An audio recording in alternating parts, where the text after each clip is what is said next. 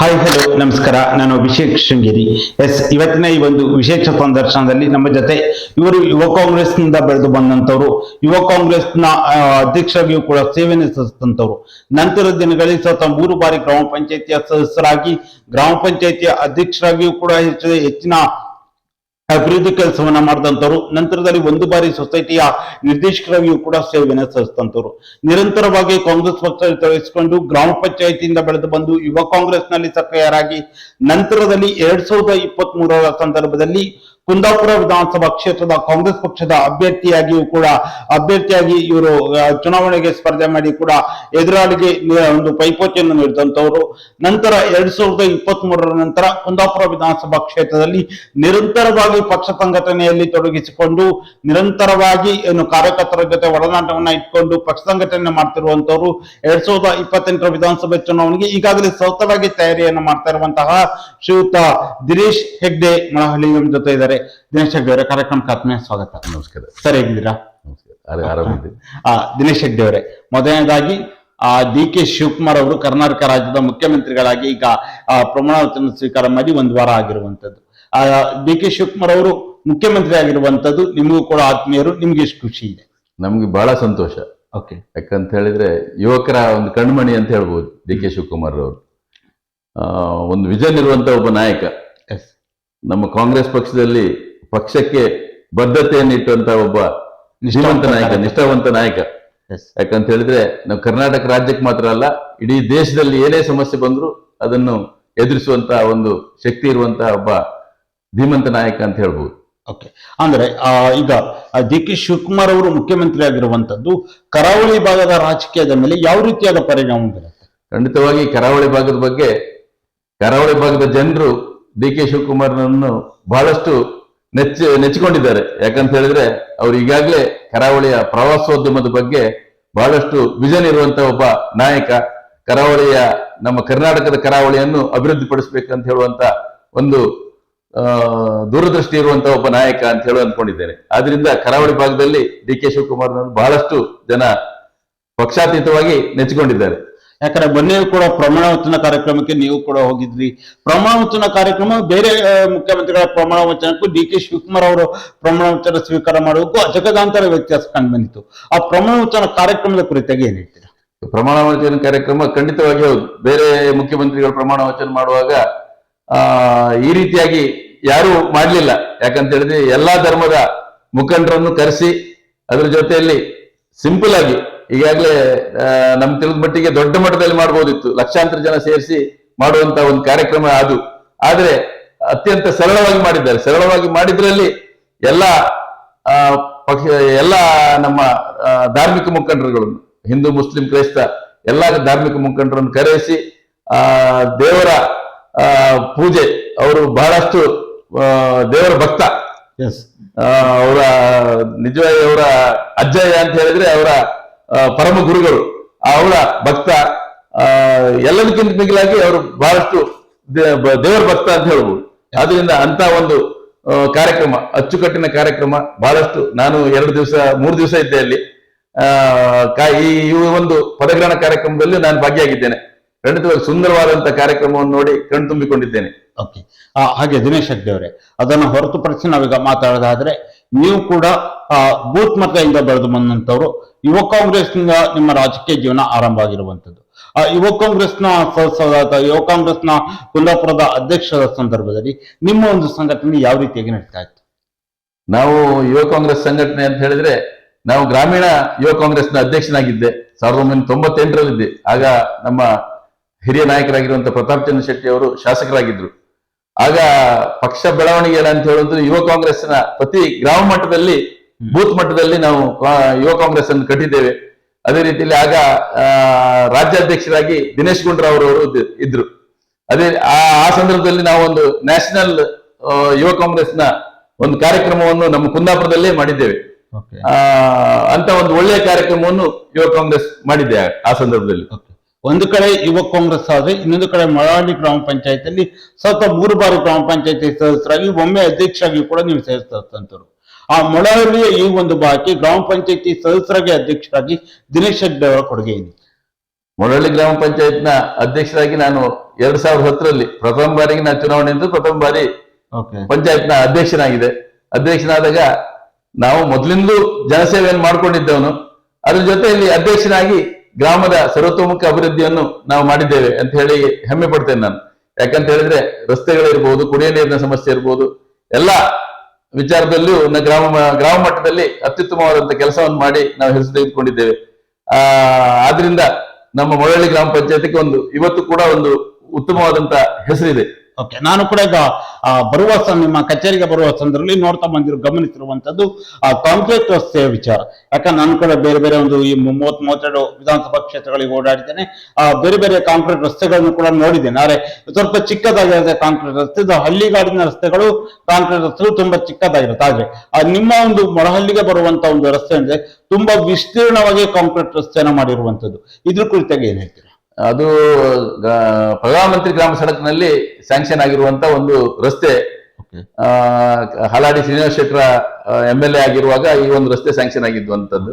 ಈ ರಸ್ತೆಯನ್ನು ನಾನೇ ಮಾಡಿದ್ದೆ. ಯಾಕಂತ ಹೇಳಿದ್ರೆ ಅದು 3.75 ಇದ್ದಂತ ಇರುವಂತ ರೋಡ್ ಅನ್ನು 5.5 ಮಾಡಿದ್ದೆ. ಯಾಕಂತ ಹೇಳಿದ್ರೆ ಅದರಲ್ಲಿ ಅಮೌಂಟ್ ಉಳಿದಿತ್ತು. ಆಗ ಚೀಫ್ ಇಂಜಿನಿಯರ್ ಇನ್ಸ್ಪೆಕ್ಷನ್ ಮಾಡಿಸಿ ಚೀಫ್ ಇಂಜಿನಿಯರ್ ಮುಖಾಂತರ ರಿಕ್ವೆಸ್ಟ್ ಮಾಡಿ ನಮ್ಮ ಹಳ್ಳಿಗೆ ಬರುವಂತ ರಸ್ತೆ, ಹಳ್ಳಿಯಿಂದ ಶಾಲೆಗೆ ಹೋಗೋರು, ಬ್ಯಾಂಕಿಗೆ ಹೋಗೋರು ಎಲ್ಲ ನಮ್ಮ ಪೇಟೆಗೆ ಹೋಗ್ಬೇಕಾದ್ರೆ ಈ ರಸ್ತೆ ಬಹಳಷ್ಟು ಪ್ರಮುಖ ಅಂತ ಹೇಳಿ ನಮ್ಮ ಚೀಫ್ ಇಂಜಿನಿಯರ್ ಅನ್ನು ಕರೆಸಿ ಇಲ್ಲಿ ಅವರ ಹತ್ರ ರಿಕ್ವೆಸ್ಟ್ ಮಾಡಿ ಅದನ್ನು ಪುನಃ ಇನ್ಸ್ಪೆಕ್ಷನ್ ನೋಡ್ ತಕೊಂಡು 5.5 ಮಾಡಿದ್ದೇವೆ ನಾವು. ಖಂಡಿತವಾಗಿ ನಮ್ಮ ಗ್ರಾಮ ನೀವು ತಿರುಗಿ ನೋಡ್ಬೋದು, ಎಲ್ಲ ಕಡೆಯಲ್ಲಿ ಪ್ರತಿಯೊಂದು ಹಳ್ಳಿಯಲ್ಲಿ ಇರುವಂತ ರೋಡ್ಗಳು ಪೂರ್ತಿ ಕಾಂಕ್ರೀಟೀಕರಣ ಆಗಿದೆ. ರಸ್ತೆಗಳು ಸಂಪೂರ್ಣವಾಗಿ ಕಾಂಕ್ರೀಟೀಕರಣ ಆಗಿದೆ. ಓಕೆ, ಅದೇ ರೀತಿಯಲ್ಲಿ ಒಂದು ಕಡೆ ಗ್ರಾಮ ಪಂಚಾಯತಿ ಸಂಘಟನೆ ಎಲ್ಲರೂ ಕೂಡ ತೊಡಗಿಸ್ಕೊಳ್ತೀರಾ. 2023ರ ಸಂದರ್ಭದಲ್ಲಿ ಕಾಂಗ್ರೆಸ್ ಪಕ್ಷ ಇಲ್ಲೂ ಕೂಡ ಟಿಕೆಟ್ಗೆ ಫೈಟ್ ಇರುತ್ತೆ. ಆದ್ರೆ ಅಂದಿನ ಕೆಪಿಸಿಸಿ ಅಧ್ಯಕ್ಷರಾದಂತಹ DK ಶಿವಕುಮಾರ್ ಅವರು ನಿಮಗೆ ಇಲ್ಲಿನ ಒಂದು ಅಭ್ಯರ್ಥಿಯಾಗಿ B.Pharm ಕೊಟ್ಟಿರುವಂತದ್ದು. 2023ರಲ್ಲಿ ಮೊದಲ ಬಾರಿ ನೀವು ವಿಧಾನಸಭೆ ಚುನಾವಣೆಗೆ ಸ್ಪರ್ಧೆ ಮಾಡ್ತೀರಾ. ನಿರೀಕ್ಷೆ ಮಾಡಿದ್ರೆ ನಿಮಗೆ ಟಿಕೆಟ್ ಸಿಗುವ ನಿರೀಕ್ಷೆ ಇತ್ತ ನಿಮಗೆ? ನಿರೀಕ್ಷೆ ಅಂತ ಹೇಳಿದ್ರೆ ನಾನು ಅಕಸ್ಮಾತ್ ಆಗಿ ಹಿಂದೆ ನನಗೆ ಜಿಲ್ಲಾ ಪಂಚಾಯತಿ ನಿಲ್ಲುವಂತ ಅವಕಾಶ ಇತ್ತು, ಆಗ ನಾನು ನಿಲ್ಲಿಲ್ಲ. ಆದ್ರೆ 2023 ಸಂದರ್ಭದಲ್ಲಿ ಹಿಂದಿನ ಶಾಸಕರಾಗಿರುವಂತಹ ಹಾಲಾಡಿ ಶ್ರೀನಿವಾಸ್ ಶೆಟ್ಟರು ನಿಲ್ಲುವುದಿಲ್ಲ ಅಂತ ಹೇಳುವಂತ ಒಂದು ಗುಮಾನಿ ಇದ್ರಿಂದ ನಾನು ಅದಕ್ಕೆ ಪ್ರಯತ್ನ ಪಟ್ಟೆ. ಆಗ ನಮ್ಮ ನಾಯಕರಾಗಿರುವಂತಹ ಪ್ರತಾಪ್ ಚಂದ್ರ ಶೆಟ್ಟಿ ಅವರು ಹಾಗೆ ನಮ್ಮ ಜಿಲ್ಲೆಯ ಎಲ್ಲ ನಾಯಕರು ನನ್ನ ಬಗ್ಗೆ ಒಲವು ತೋರಿಸಿ DK ಶಿವಕುಮಾರ್ ಹತ್ರ ಹೇಳಿ ನನಗೆ ಒಂದು ಸೀಟ್ ಅವಕಾಶ ಸಿಕ್ಕಿತ್ತು, ನಿಲ್ಲುವಂತ ಅವಕಾಶ ಸಿಕ್ಕಿತ್ತು. ಓಕೆ, ಹೇಗಿತ್ತು? ಮೊದಲ ಬಾರಿ ಈಗ ಗ್ರಾಮ ಪಂಚಾಯತಿ ಅಥವಾ ಸ್ಥಳೀಯ ಸಂಸ್ಥೆಗಳ ಚುನಾವಣೆ ಬೇರೆ ರೀತಿಯಾಗಿ ಇರುತ್ತೆ. ಆದ್ರೆ ಆ ವಿಧಾನಸಭೆ ಅಂತ ಬಂದಾಗ ಹಲವಾರು ಹೋಬಳಿಗಳು ಬರ್ತವೆ, ಪಂಚಾಯತಿಗಳು ಕೂಡ ಜಾಸ್ತಿ ಇರುತ್ತೆ. ಇಂತಹ ಸಂದರ್ಭದಲ್ಲಿ ಮೊದಲ ಬಾರಿ ಚುನಾವಣೆಗೆ ಎದುರಿಸಿರುವಂತದ್ದು ಎಷ್ಟು ಕಠಿಣವಾಗಿತ್ತು? ಕಠಿಣ ಅಂತ ಹೇಳಿದ್ರೆ ನನಗೆ ನಿಜವಾಗಿ ಹೇಳ್ಬೇಕಂತ ಹೇಳಿದ್ರೆ ನಾನು ಇಡೀ ಕ್ಷೇತ್ರದಲ್ಲಿ ನನ್ನ ಮುಖ ಪರಿಚಯ ಎಲ್ಲರಿಗೂ ಇರ್ಲಿಲ್ಲ. ಆದ್ರೆ ನಾವು ಕೇವಲ 3-4 ತಿಂಗಳಲ್ಲಿ ಇಡೀ ಕ್ಷೇತ್ರದ ಎಲ್ಲಾ ಬೂತ್ ಮಟ್ಟಕ್ಕೆ ಭೇಟಿ ಕೊಟ್ಟು ಎಲ್ಲಾ ಕಡೆಗಳಲ್ಲಿಯೂ ನಮ್ಮ ಮುಖ ಪರಿಚಯವನ್ನು ಮಾಡಿಕೊಂಡು ಬಹಳಷ್ಟು ಹೋರಾಟವನ್ನು ಮಾಡಿದ್ದೇವೆ. ತಕ್ಕ ಪ್ರತಿಫಲ ಸಿಗ್ಲಿಲ್ಲ ನನಗೆ. ಖಂಡಿತ ಈ ಹಿಂದೆ ಕುಂದಾಪುರ ಕ್ಷೇತ್ರದಲ್ಲಿ ಸಿಕ್ಕಿರುವಂತ ಮತಗಳಕ್ಕಿಂತ ಸುಮಾರು ಒಂದು 15,000 ಮತಗಳು ಜಾಸ್ತಿ ಸಿಕ್ಕಿದೆ. ಓಕೆ, ಅದೇ ಕುಂದಾಪುರ ಅಂತ ಬಂದಾಗ ಬಿಜೆಪಿ ತನ್ನ ಭದ್ರಕೋಟೆಯನ್ನ ಮಾಡ್ಕೊಂಡಿತ್ತು. ಹಾಲಾಡಿ ಶ್ರೀನಿವಾಸ್ ಶೆಟ್ಟರು ಹಲವಾರು ಬಾರಿ ಶಾಸಕರಾಗಿ ಆಯ್ಕೆಯಾಗಿದ್ರು. ಬಿಜೆಪಿಯ ಅಭ್ಯರ್ಥಿ ಯಾರು ಅಥವಾ ಬಿಜೆಪಿ ಎಲ್ಲರೂ ಕೂಡ ಜನಸಾಮಾನ್ಯರಿಗೆ ತಿಳಿದಂತ ವಿಚಾರ. ಆದ್ರೆ ನೀವು ಮೊದಲ ಬಾರಿ ಸ್ಪರ್ಧೆ ಮಾಡಿ ಬಹುಶಃ ನಿಮ್ಮ ಎಲ್ಲಾ ಹಿಂದೆ ಸ್ಪರ್ಧೆ ಮಾಡಿದ ಅಭ್ಯರ್ಥಿಗಳಿಗಿಂತ ಹೆಚ್ಚಿನ ಮತವನ್ನ ನೀವು ಪಡೆದುಕೊಂಡಿದ್ದು. ನಿಮ್ಮ ಮುಂದಿನ ಒಂದು ರಾಜಕೀಯ ಅಥವಾ ಒಂದು ಸಂಘಟನೆಗೆ ಎಷ್ಟು ಪೂರಕವಾಗಿತ್ತು? ಕುಂದಾಪುರ ಕ್ಷೇತ್ರ ಅಂತ ಹೇಳುವಂತದ್ದು ಕಳೆದ 25 ವರ್ಷಗಳಿಂದ ಶ್ರೀನಿವಾಸ್ ಶೆಟ್ಟರು ಶಾಸಕರಾಗಿದ್ರು.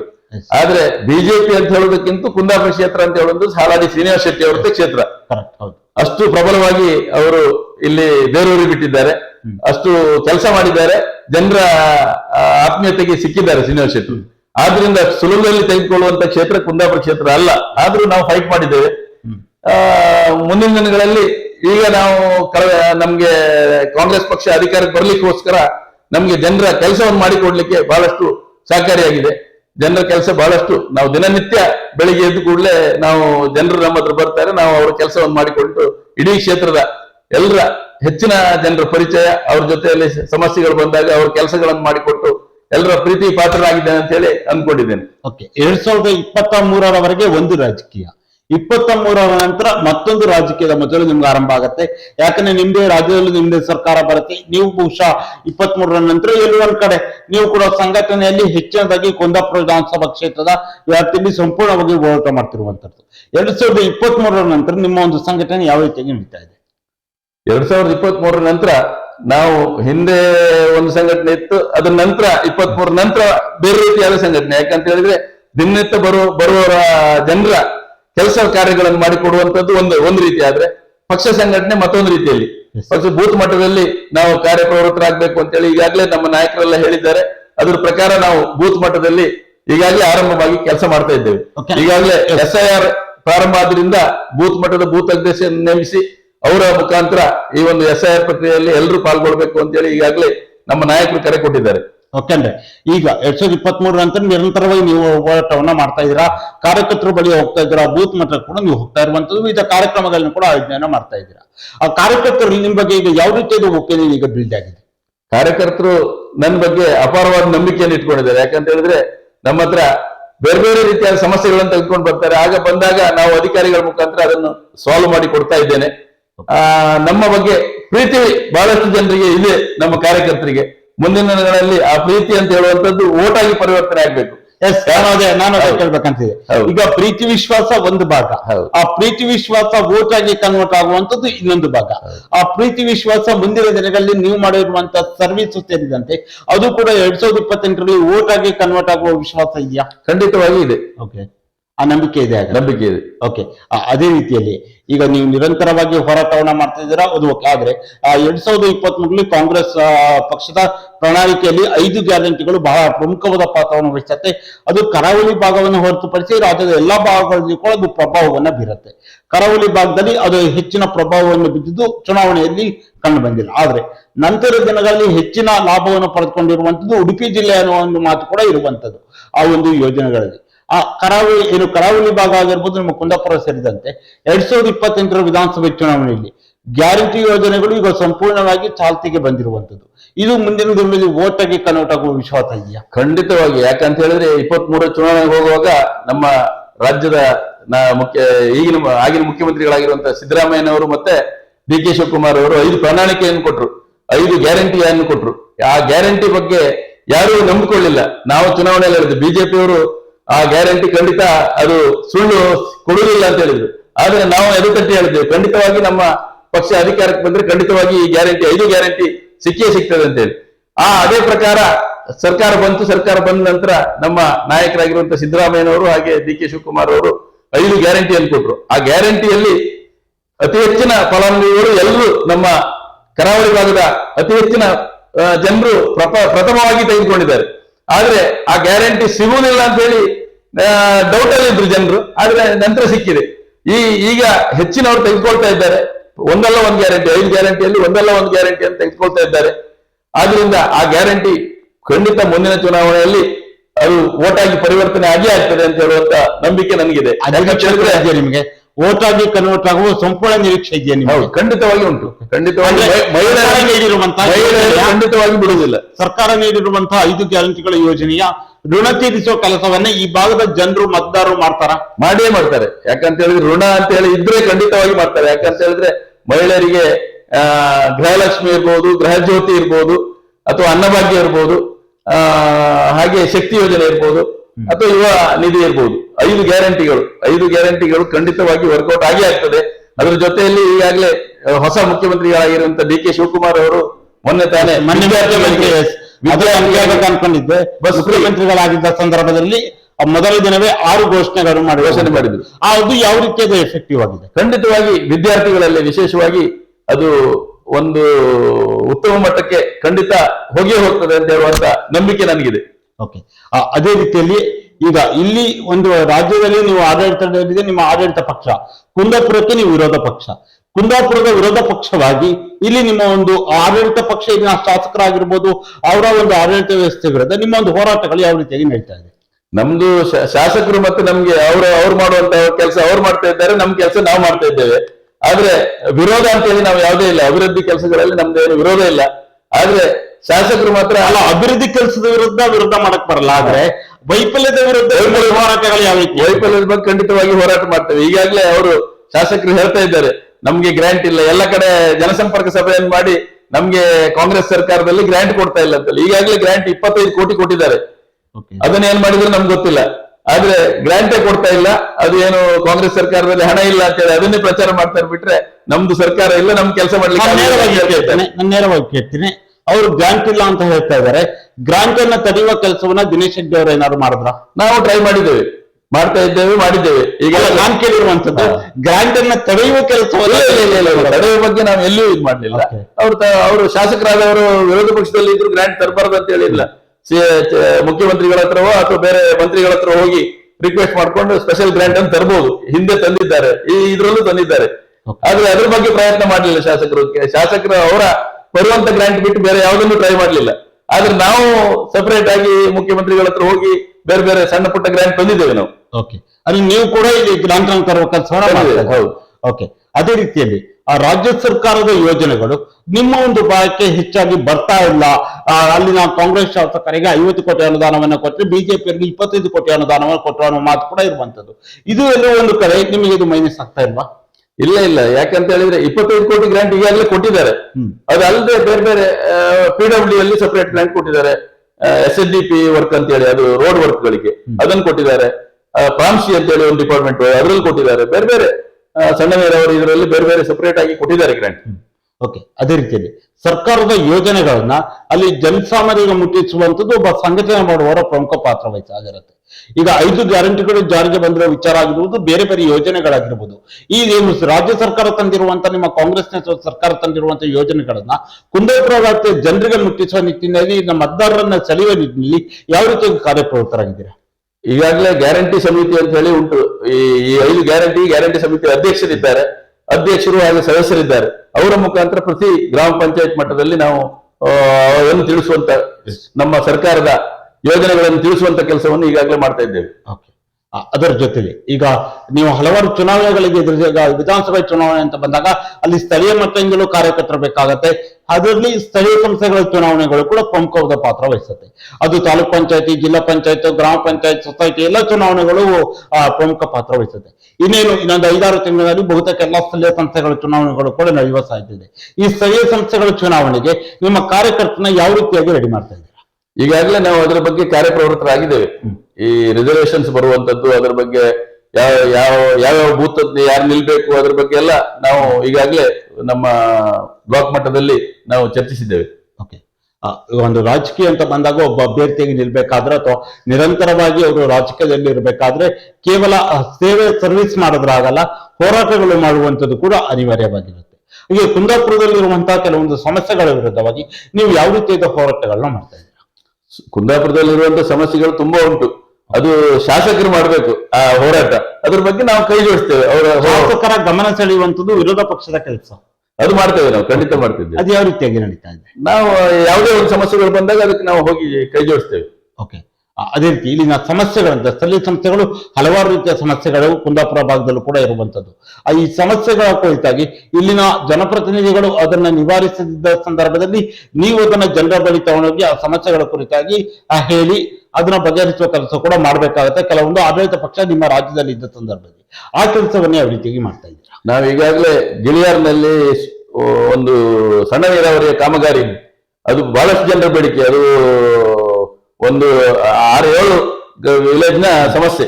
ಆ ಸಮಸ್ಯೆಗೆ ನಾವು ಮಾನ್ಯ ಈಗಿನ ಮುಖ್ಯಮಂತ್ರಿಗಳು ಉಪಮುಖ್ಯಮಂತ್ರಿಗಳಾಗಿದ್ರು, ಆಗ ಉಪಮುಖ್ಯಮಂತ್ರಿಗಳ ಹತ್ರ ಹೋಗಿ ಆ ಸಮಸ್ಯೆಯನ್ನು ಹೇಳಿ ಅದಕ್ಕೆ 4.5 ಕೋಟಿ ಗ್ರಾಂಟ್ ಅನ್ನು ಸ್ಯಾಂಕ್ಷನ್ ಮಾಡಿಕೊಂಡು ಬಂದಿದ್ದೇವೆ. ಓಕೆ, ಅದೇ ರೀತಿಯಲ್ಲಿ ಈಗ ಒಬ್ಬರು ನಾಯಕರಾದ ಸಂದರ್ಭದಲ್ಲಿ ಕಾರ್ಯಕರ್ತರು ಕೂಡ ಅವರ ಬಳಿ ಬರ್ತಿರ್ತಾರೆ, ಅವರ ಸಮಸ್ಯೆಗಳನ್ನ ಹಿಡಿಕೊಳ್ಳೋ ಕೆಲಸವನ್ನ ಮಾಡ್ತಾರೆ. ನಾನಾ ರೀತಿಯ ಸಮಸ್ಯೆಗಳು ಕೂಡ ಇರುತ್ತೆ ಒಂದು ಕ್ಷೇತ್ರ ಅಂತ ಬಂದಾಗ.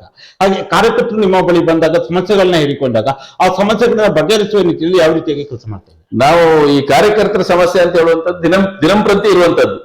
ದಿನಂಪ್ರತಿ ನಮ್ಮ ಆಫೀಸ್ ನಲ್ಲಿ ನಾವು ಬೆಳಿಗ್ಗೆ 8:30ಗೆ ಬೆಳಿಗ್ಗೆ ಬೇರೆ ಬೇರೆ ರೀತಿಯಾದ ಸಮಸ್ಯೆಗಳನ್ನು ಹೇಳ್ಕೊಂಡು ಬರ್ತೇನೆ. ಆಗ ಆ ಸಮಸ್ಯೆಗಳು ನಮ್ಮಲ್ಲಿ ಆದಂತ ಸಮಸ್ಯೆ, ನಮ್ಮಲ್ಲಿ ಬಂದಂತ ಸಮಸ್ಯೆಗಳು, ನಮ್ಮಲ್ಲಿ ಸಾಲ್ವ್ ಮಾಡ್ಲಿಕ್ಕೆ ಆಗಿರುವಂತಹ ಸಮಸ್ಯೆಗಳನ್ನು ನಾವು ಅಧಿಕಾರಿಗಳ ಮುಖಾಂತರ ಸಮಸ್ಯೆಯನ್ನು ಕ್ಲಿಯರ್ ಮಾಡಿ ಕೊಡ್ತಾ ಇದ್ದೇವೆ. ದಿನ ಬೆಳಿಗ್ಗೆ ಆ ಕಾರ್ಯವನ್ನು ಮಾಡ್ತಾ ಇದ್ದೇವೆ. ಈಗ ನಾನು ನೇರವಾಗಿ ಕೇಳ್ತೀನಿ, 2028ರ ವಿಧಾನಸಭೆ ಚುನಾವಣೆಗೆ ದಿನೇಶ್ ಹೆಗ್ಡೆ ಅವರ ತಯಾರಿ ಯಾವ ರೀತಿಯಾಗಿ ನಡೀತಾ ಇದೆ? ತಯಾರಿಯನ್ನು ಬೂತ್ ಮಟ್ಟದಲ್ಲಿ ಮಾಡ್ತಾ ಇದ್ದೇವೆ. ಇನ್ನೀಗ ಕೇವಲ 2 ವರ್ಷ ಇರುವಂತದ್ದು. 2 ವರ್ಷದಲ್ಲಿ ನಾವು ಸ್ಪೀಡ್ ಅಪ್ ಮಾಡಿಕೊಂಡು ನಾವು ಅದಕ್ಕೆ ಖಂಡಿತವಾಗಿ ತಯಾರಿಯನ್ನು ಮಾಡ್ತೇವೆ. 2028ರಲ್ಲಿ ಏನು ಕಳೆದ 25-26 ವರ್ಷಗಳಿಂದ 27-28 ವರ್ಷಗಳಿಂದ ಬಿಜೆಪಿಯ ಹಿಡಿತದಲ್ಲಿರುವಂತಹ ಕುಂದಾಪುರ ಕ್ಷೇತ್ರವನ್ನ ಕಾಂಗ್ರೆಸ್ ತೆಕ್ಕೆಗೆ ತರಲು ಸಾಧ್ಯ ಇದೆಯಾ? ಖಂಡಿತವಾಗಿ ಮುಂದಿನ ಚುನಾವಣೆಯಲ್ಲಿ ನಾವು ತಂದೆ ತರ್ತೇವೆ. ಕುಂದಾಪುರ ಕ್ಷೇತ್ರದಲ್ಲಿ ಕಾಂಗ್ರೆಸ್ ಧ್ವಜವನ್ನು ಹಾರಿಸ್ತೇವೆ. ಆ ವಿಶ್ವಾಸ ಇದೆ? ಖಂಡಿತ ವಿಶ್ವಾಸ ಉಂಟು. ಅದಕ್ಕೆ ಸಂಬಂಧಪಟ್ಟ ಹಾಗೆ ಯಾವ ರೀತಿಯಾಗಿ ತಯಾರಿ ಆಗ್ತಾ ಇದೆ? ಅದಕ್ಕೆ ಸಂಬಂಧಪಟ್ಟ ಹಾಗೆ ಬೂತ್ ಮಟ್ಟದಲ್ಲಿ ನಾವು ಕೆಲಸವನ್ನು ಮಾಡ್ತಾ ಇದ್ದೇವೆ ಈಗಾಗಲೇ. Okay. ಇನ್ನೂ ಹೆಚ್ಚಿನ ರೀತಿಯಲ್ಲಿ ಕೆಲಸವನ್ನು ಮಾಡಿ ಬೂತ್ ಮಟ್ಟದಲ್ಲಿ ಕಾರ್ಯಕರ್ತರನ್ನು ಹುರಿದುಂಬಿಸಿ ನಾವು ಪಕ್ಷವನ್ನು ಕಟ್ತೇವೆ. ಓಕೆ. ದಿನೇಶ್ ಹೆಗ್ಡೆ ಅವರೇ, ಒಂದು ಪಕ್ಷ ಅಂತ ಬಂದಾಗ ಕಾರ್ಯಕರ್ತರು ಪ್ರಮುಖವಾದ ಪಾತ್ರವನ್ನು ವಹಿಸ್ತಾರೆ. ಬೂತ್ ಮಟ್ಟದಿಂದ ಹಿಡಿದು ಕ್ಷೇತ್ರ ಮಟ್ಟದವರೆಗೂ ಕೂಡ ಕಾರ್ಯಕರ್ತರು ಹೆಚ್ಚಿನದಾಗಿ ಪಾತ್ರವನ್ನು ವಹಿಸ್ತಾರೆ. ಇಂತಹ ಸಂದರ್ಭದಲ್ಲಿ ಕಾರ್ಯಕರ್ತರಿಗೆ ಅಧಿಕಾರ ಕೊಡುವ ಆಗಿರ್ಬೋದು, ಅವರಿಗೆ ನಾಮಿನಿಗಳು ಕೊಡುವ ವಿಚಾರದಲ್ಲಿ ಯಾವ ರೀತಿಯಾಗಿ ಕೆಲಸ ಮಾಡ್ತಾ ಇದ್ದೀರಾ? ಈಗಾಗಲೇ ನಮ್ಮ ಸರ್ಕಾರದ ನಾಮಿನೇಷನ್ ಯಾವುದೆಲ್ಲ ಉಂಟು ಅದನ್ನೆಲ್ಲ ಭರ್ತಿ ಮಾಡಿದ್ದೇವೆ. ಈಗಾಗಲೇ ನಾವು ಕಾರ್ಯಕರ್ತರಿಗೆ ಹೆಚ್ಚಿನ ಅಧಿಕಾರವನ್ನು ಕೊಟ್ಟಿದ್ದೇವೆ. ದೇವಸ್ಥಾನ ಇರ್ಬೋದು ಅಥವಾ KDP ಇರ್ಬೋದು, ಅಕ್ರಮ ಸಕ್ರಮ ಇರ್ಬೋದು, ಎಲ್ಲಾ ಇದರಲ್ಲಿಯೂ ನಾವು ನಾಮಿನೇಟ್ ಮಾಡಿ ಈಗಾಗಲೇ ಮುಗಿಸಿದ್ದೇವೆ. ಒಬ್ಬ ನಾಯಕ ಅಂತ ಬಂದಾಗ ಅವರು ಹಲವಾರು ಕನಸುಗಳನ್ನ ಇಟ್ಕೊಂಡಿರ್ತಾರೆ. ಒಂದು ಕ್ಷೇತ್ರದ ಬಗ್ಗೆ ಆಗಿರ್ಬೋದು ಅಥವಾ ಅವರ ಪ್ರತಿನಿಧಿಸುವಂತ ಒಂದು ಕ್ಷೇತ್ರದ ಕುರಿತಾಗಿ. ಹಾಗೆ ಆ ಕುಂದಾಪುರದ ಕುರಿತಾಗಿ ದಿನೇಶ್ ಹೆಗ್ಡೆ ಅವರು ಏನ್ ಕನಸಿಕೊಂಡಿದ್ದಾರೆ? ನಮ್ದು ಪ್ರಮುಖವಾಗಿ ನಮ್ದು ವಾರಾಯಿ ಯೋಜನೆ ಇಲ್ಲಿ ನಮ್ಮ ಕ್ಷೇತ್ರ ಕುಂದಾಪುರ ಕ್ಷೇತ್ರದಲ್ಲಿ ಉಂಟು. ಆ ವಾರಾಯಿ ಯೋಜನೆ ಅಂತ ಹೇಳೋದು ಬಹಳಷ್ಟು ವರ್ಷಗಳಿಂದ ಕುಂಠಿತವಾಗಿ ಉಂಟು. ಆ ಯೋಜನೆಯನ್ನು ಪೂರ್ಣಗೊಳಿಸುವ ಬಗ್ಗೆ ಮುಂದಿನ ಹೋರಾಟ ಉಂಟು ನಮ್ದು. ಓಕೆ. ಈಗ ಯಾವ ರೀತಿಯಾದ ಹೋರಾಟಗಳನ್ನ ಕೈಗೊಳ್ಳಬೇಕು? ಹೋರಾಟ ಅಂತ ಹೇಳಿದ್ರೆ ಟೆಂಡರ್ ಕರೆದು ಅರ್ಧಂಬರ್ಧ ಮಾಡಿಕೊಂಡು ಈಗಾಗಲೇ ಬಹಳಷ್ಟು ಕೆಲಸಗಳು ಪೆಂಡಿಂಗ್ ಉಂಟು. ಆ ಕೆಲಸಗಳನ್ನು ಮುಂದುವರಿಸುವಂತ ಕೆಲಸ, ಹಾಗೆ ಹೊಸದಾಗಿ ಬಾಕಿ ಉಳಿದಿರುವಂತ ಕೆಲಸವನ್ನು ಹೊಸದಾಗಿ ಟೆಂಡರ್ ಕರೆಯುವಂತ ಪ್ರಕ್ರಿಯೆಗೆ ಚಾಲನೆ ಕೊಡುವಂತದ್ದು ಅಂತ ಬಹಳಷ್ಟು ಯೋಜನೆಗಳುಂಟು. ಕುಂದಾಪುರ ವಿಧಾನಸಭಾ ಕ್ಷೇತ್ರದಲ್ಲಿ ಒಂದು ಕ್ಷೇತ್ರ ಅಥವಾ ಒಂದು ಪಂಚಾಯತಿ ಅಂತ ತಗೊಂಡ್ರು ಕೂಡ ಒಂದರಲ್ಲಿ ಎಷ್ಟೇ ಕೆಲಸ ಮಾಡಿದ್ರು ಕೂಡ ಒಂದಲ್ಲ ಒಂದು ಸಮಸ್ಯೆಗಳು ಸಹಜವಾಗಿದ್ದೇ ಇರುತ್ತೆ. ಓವರಾಲ್ ಆಗಿ ಇಡೀ ಕುಂದಾಪುರ ವಿಧಾನಸಭಾ ಕ್ಷೇತ್ರದಲ್ಲಿರುವಂತಹ ಒಂದೆರಡು ಪ್ರಮುಖವಾದ ಸಮಸ್ಯೆಗಳು ಯಾವುವು? ನಾನು ಈಗಾಗಲೇ ಹೇಳಿದ್ನಲ್ಲ, ವಾರಾಯಿ ಯೋಜನೆ ಅಂತ ಹೇಳುವಂಥದ್ದು ಪ್ರಮುಖವಾದ ಸಮಸ್ಯೆ ಕುಂದಾಪುರ ಕ್ಷೇತ್ರದಲ್ಲಿ. ಹಾಗೆ ರಸ್ತೆಗಳು ಅಥವಾ ನೀರಾವರಿ ಸಂಬಂಧಪಟ್ಟಂತದ್ದು ಬೇರೆ ಬೇರೆ ಸಮಸ್ಯೆಗಳು ಉಂಟು ಈಗಾಗಲೇ. ಕುಂದಾಪುರ ವಿಧಾನಸಭಾ ಕ್ಷೇತ್ರ ಮತದಾರರು ದಿನೇಶ್ ಹೆಗ್ಡೆ ಅವರಿಂದ ಮುಂದಿನ ದಿನಗಳಲ್ಲಿ ಏನ್ ನಿರೀಕ್ಷೆ ಮಾಡಬಹುದು? ನಮ್ಮ ನಿರೀಕ್ಷೆ ಅಂತ ಹೇಳಿದ್ರೆ ಪ್ರವಾಸೋದ್ಯಮಕ್ಕೆ ಉತ್ತೇಜನವನ್ನು ಕೊಡುವಂತದ್ದು ಅಥವಾ ಬೇರೆ ಬೇರೆ ಇಂಡಸ್ಟ್ರಿ ಅಂತ ತರುವಂತದ್ದು. ಪ್ರವಾಸೋದ್ಯಮಕ್ಕೆ ನಮ್ಮಲ್ಲಿ ವಿಪುಲವಾದ ಅವಕಾಶ ಉಂಟು. ಯಾಕಂತ ಹೇಳಿದ್ರೆ ಕರಾವಳಿ ಅಂತ ಹೇಳುವ ನಮ್ದು ಕೋಡಿಯಿಂದ ಹಂಗಾರಕಟ್ಟೆವರೆಗೆ ಕರಾವಳಿ ಭಾಗ ಉಂಟು. ಅಲ್ಲಿ ಬೇಕಾದಂತ ಪ್ರವಾಸೋದ್ಯಮಕ್ಕೆ ಬೇಕಾದಂತ ಸ್ಥಳಗಳೇ ಇದೆ. ಅದು ಮುಂದಿನ ದಿನಗಳಲ್ಲಿ ಈಗಿನ ನಮ್ಮ ಭಾವಿ ಈಗಿನ ಮುಖ್ಯಮಂತ್ರಿಗಳು ಶಿವಕುಮಾರ್ ಅವರ ಕನಸು ಕೂಡ ಹಾಗೆ ಪ್ರವಾಸೋದ್ಯಮಕ್ಕೆ ಬಹಳ ಉತ್ತೇಜನ ಕೊಡಬೇಕು ಅಂತ ಹೇಳಿ ಕರಾವಳಿ ಭಾಗದಲ್ಲಿ ಉಂಟು ಅವರಿಗೆ. ಅದು ಮುಂದಿನ ದಿನಗಳಲ್ಲಿ ಆದ್ರೆ ಕುಂದಾಪುರ ಕ್ಷೇತ್ರಕ್ಕೂ ಬಹಳಷ್ಟು ಸಹಕಾರಿಯಾಗ್ತದೆ. ಓಕೆ. ಈಗ ರಾಜಕೀಯವಾಗಿ ನಿಮ್ಮಿಂದ ಜನರ ನಿರೀಕ್ಷೆ ಇಟ್ಕೊಳ್ಳೋದು ಒಂದು ಭಾಗ, ನೀವು ರಾಜಕೀಯವಾಗಿ ಬೇರೆ ನಿರೀಕ್ಷೆಗಳನ್ನ ಇಟ್ಕೊಳ್ಳೋದು ಇನ್ನೊಂದು ಭಾಗ. ರಾಜಕೀಯವಾಗಿ ದಿನೇಶ್ ಹೆಗ್ಡೆ ಅವರು ಏನ್ ನಿರೀಕ್ಷೆ ಇಟ್ಕೊಂಡಿದ್ದಾರೆ? ನಾನು ಶಾಸಕನಾಗಬೇಕು ಅಂತ ಹೇಳುವಂತ ನನ್ನ ಪ್ರಮುಖ ಒಂದು ಫಲದಿಂದ ಕೇಳಿದ ಪ್ರಶ್ನೆಗೆ ಈಗ ಉತ್ತರ ಸಿಗ್ತದೆ. ಕುಂದಾಪುರ ಕ್ಷೇತ್ರ ಶಾಸಕನಾಗಬೇಕು, ಒಮ್ಮೆ ಶಾಸಕನಾಗಬೇಕು ಅಂತ ಹೇಳುವಂತ ನಮ್ಮ ಕನಸು. ಒಂದು ವಾರಕ್ಕೆ ಶಾಸಕ. ಹೌದು, ಶಾಸಕರಾಗಬೇಕಂದ್ರೆ ಅದಕ್ಕೆ ತಯಾರಿಗಳು ಕೂಡ ಆಗ್ಬೇಕು. ಈಗ ಪಕ್ಷದಂಗ ನಾವೆಲ್ಲ ಒಂದು ಭಾಗ, ಅದನ್ನ ನಾನು ಅವಾಗಿಂದ ಕೇಳ್ತೀನಿ, ಅದು ಬೇರೆ ಪ್ರಶ್ನೆ. ಶಾಸಕರಾಗಕ್ಕೆ ಯಾವ ರೀತಿಯಾದ ನಿಮ್ಮ ಒಂದು ಕೆಲಸಗಳಾಗ್ತದೆ? ಅದಕ್ಕೆ ಪಕ್ಷ ಸಂಘಟನೆ ಮಾಡಿಕೊಂಡು ಶಾಸಕರಾಗಬೇಕಲ್ಲ. ಪಕ್ಷ ಸಂಘಟನೆ ಆಗದಿದ್ರು ಶಾಸಕರಾಗ್ಲಿಕ್ಕೆ ಆಗ್ತದ? ಪಕ್ಷದ ಕಾರ್ಯಕರ್ತರು ನಮ್ಗೆ ಸಂಘಟನೆ ಆಗ್ತಾ ಉಂಟು, ಮಾಡ್ತಾ ಇದ್ದೇವೆ. ಇನ್ನು ಸ್ಪೀಡ್ ಅಪ್ ಆಗ್ಬೇಕು. ಓಕೆ. ಹಾಗೆ ಈ ಭಾಗದ ಜನರಿಗೆ ಒಬ್ಬ ಮುಂದಿನ ದಿನಗಳಲ್ಲಿ ಸ್ಪರ್ಧೆ ಮಾಡುವ ಅಭ್ಯರ್ಥಿಯಾಗಿ 2023 ಸ್ಪರ್ಧೆ ಮಾಡಿದಂತ ಅಭ್ಯರ್ಥಿಯಾಗಿ ಈ ಟೈಮಲ್ಲಿ ಏನ್ ಭರವಸೆಯನ್ನು ಕೊಡಕ್ಕೆ ಇಷ್ಟಪಡ್ತೀವಿ? ಈಗ ಭರವಸೆ ಏನ್ ಕೊಡುವುದಿಲ್ಲ. ನಾವು ಭರವಸೆ ಕೊಟ್ಟು ಸುಮ್ಮನೆ ಕಳ್ಕೊಳ್ಳೋದಕ್ಕಿಂತ ಅದ್ರ ಬಗ್ಗೆ ಕೆಲಸ ಮಾಡಿ ವಿನ್ ಆದ್ಮೇಲೆ ನಾವು ಅದ್ರ ಕೆಲಸ ಮಾಡಿ ತೋರಿಸ್ತೀವಿ ನಾವು. ಓಕೆ. ದಿನೇಶ್ ಹೆಗ್ಡೆ, ಕೊನೆಯದಾಗಿ ನಿಮ್ಮ ಪಕ್ಷದ ಕಾರ್ಯಕರ್ತರಿಗಾಗಿರ್ಬೋದು, ಮುಖಂಡರಿಗಾಗಿರ್ಬೋದು, ಅದರಲ್ಲೂ ಪ್ರಮುಖವಾಗಿ ಕುಂದಾಪುರ ವಿಧಾನಸಭಾ ಕ್ಷೇತ್ರ ಮತದಾರರಿಗೆ ಏನ್ ಹೇಳಕ್ ಬಯಸ್ತೀರಾ? ಮತದಾರರಿಗೆ ಖಂಡಿತವಾಗಿ ನಮ್ಮಿಂದ ಈಗ ಸರ್ಕಾರ ಉಂಟು, ನಮ್ಮಿಂದ ಆದಂತ ಕೆಲಸವನ್ನು ದಿನನಿತ್ಯ ನಾವು ಮಾಡ್ತಾ ಇದ್ದೇವೆ. ಖಂಡಿತ ಮುಂದಿನ ದಿನಗಳಲ್ಲಿ ಜನಸೇವೆಯನ್ನು ಮಾಡುವಂತ ಒಂದು ಆಶಾಭಾವನೆ ಇಟ್ಕೊಂಡಿದ್ದೇನೆ ನಾನು ಈಗಾಗಲೇ. ಅದರ ಜೊತೆಯಲ್ಲಿ ನಂದೇ ಆದಂತ ಒಂದು ಜಯರತ್ನ ಟ್ರಸ್ಟ್ ಅಂತ ಹೇಳಿ ಮಾಡಿಕೊಂಡು ನಮ್ಮ ಸಣ್ಣ ಮಟ್ಟದಲ್ಲಿ ನಾವು ಇಲ್ಲಿ ಜನಸೇವೆಯನ್ನು ಮಾಡ್ತಾ ಇದ್ದೇವೆ. ಓಕೆ. ದಿನೇಶ್ ಹೆಗ್ಡೆ ಅವರೇ, ಇದುವರೆಗೂ ಈ ಒಂದು ಸಂದರ್ಶನದಲ್ಲಿ ಭಾಗವಹಿಸಿ ಯುವ ಕಾಂಗ್ರೆಸ್ನ ಅಧ್ಯಕ್ಷರಾದ ವಿಚಾರ ಆಗಿರ್ಬೋದು, ಗ್ರಾಮ ಪಂಚಾಯಿತಿಯ ಸದಸ್ಯರಾಗಿ ಅಧ್ಯಕ್ಷರಾಗಿ ನಿಮ್ಮ ಒಂದು ಸರ್ವಿಸ್ ಆಗಿರ್ಬೋದು, ಬೂತ್ ಮಟ್ಟದಿಂದ ಕ್ಷೇತ್ರ ಮಟ್ಟದವರೆಗೆ ನೀವು ಬೆಳೆದು ಬಂದ ಹಾದಿಯಾಗಿರ್ಬೋದು, ಡಿ ಕೆ ಶಿವಕುಮಾರ್ ಅವರು ಮುಖ್ಯಮಂತ್ರಿ ಆಗಿರುವಂತದ್ದು ಕರಾವಳಿ ಭಾಗದ ರಾಜಕೀಯದ ಮೇಲೆ ಯಾವ ರೀತಿಯಾದ ಪರಿಣಾಮ ಬೀರುತ್ತೆ ಈ ವಿಚಾರದಾಗಿರ್ಬೋದು. ಹಾಗೆ 2023 ವಿಧಾನಸಭೆ ಚುನಾವಣೆಯ ಅಭ್ಯರ್ಥಿಯಾದ ವಿಚಾರ, ಅಭ್ಯರ್ಥಿ ಆದ ನಂತರ ಕಳೆದ 3 ವರ್ಷಗಳಿಂದ ಯಾವ ರೀತಿ ಪಕ್ಷ ಸಂಘಟನೆಯನ್ನ ಮಾಡ್ತಾ ಇದ್ದೀರಾ, 2028 ವಿಧಾನಸಭೆ ಚುನಾವಣೆಗೆ ನಿಮ್ಮ ತಯಾರಿ, ಎಲ್ಲ ವಿಚಾರಗಳ ಕುರಿತಾಗಿ ಸುದೀರ್ಘವಾದ ಚರ್ಚೆಯಲ್ಲಿ ಭಾಗವಹಿಸಿದ್ದಕ್ಕಾಗಿ ನಮ್ಮ ಸೈರಿ ಸಮಾಜ ತಂಡದ ವತಿಯಿಂದ ನಿಮಗೆ ಹೃತ್ಪೂರ್ವಕ ಧನ್ಯವಾದಗಳು. ನೋಡಿದ್ರೆ ವೀಕ್ಷಕರೇ, ಇದು ಗ್ರಾಮ ಪಂಚಾಯತಿಯಿಂದ ಬೆಳೆದು ಬಂದು ವಿಧಾನಸಭಾ ಚುನಾವಣೆಯಲ್ಲಿ ಸ್ಪರ್ಧೆ ಮಾಡಿದಿರುವಂತಹ ಶ್ರೀಯುತ ದಿನೇಶ್ ಹೆಗ್ಡೆ ಮಡಹಳ್ಳಿ ಅವರ ಜೊತೆಗಿನ ವಿಶೇಷ ಸಂದರ್ಶನ. ನಮಸ್ಕಾರ.